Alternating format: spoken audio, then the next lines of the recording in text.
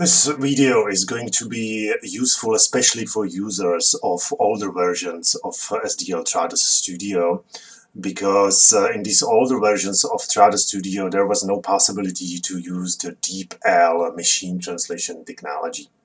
So right now I'm working on this file right here from English into Czech, and as you can see it's completely empty, it's completely untranslated. And if I want to machine translate it, if I want to batch machine translate it, what I can do is that I can close this file and I can open the containing folder, which we have right here.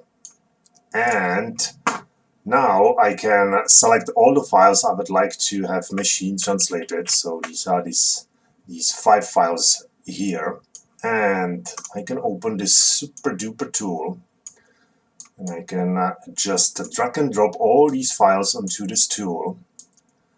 And now I can just click this. One more thing.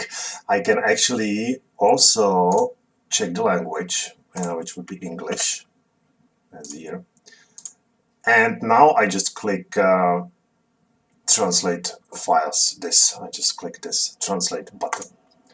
And as you can see, it will start translating it. It's actually translating concurrently, so it's a little bit faster.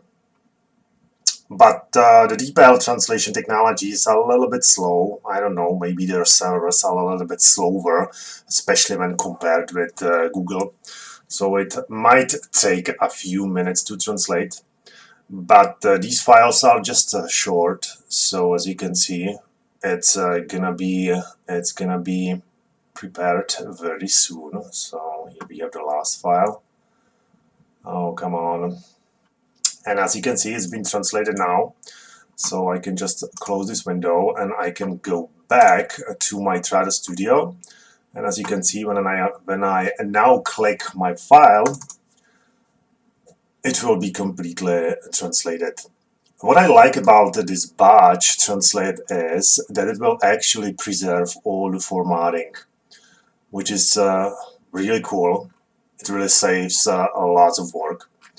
And also it will leave it without any markings. There will be no automated machine translation markings, or there will be no draft markings. So that means that if you have a translation memory connected to your project, and this translation memory already contains some segments, these segments will be pulled from your translation memory and inserted exactly directly into your text, so it will overwrite this machine translation. I can also check my other files, for instance this one. As you can see, everything is translated with all these text formatting nicely preserved.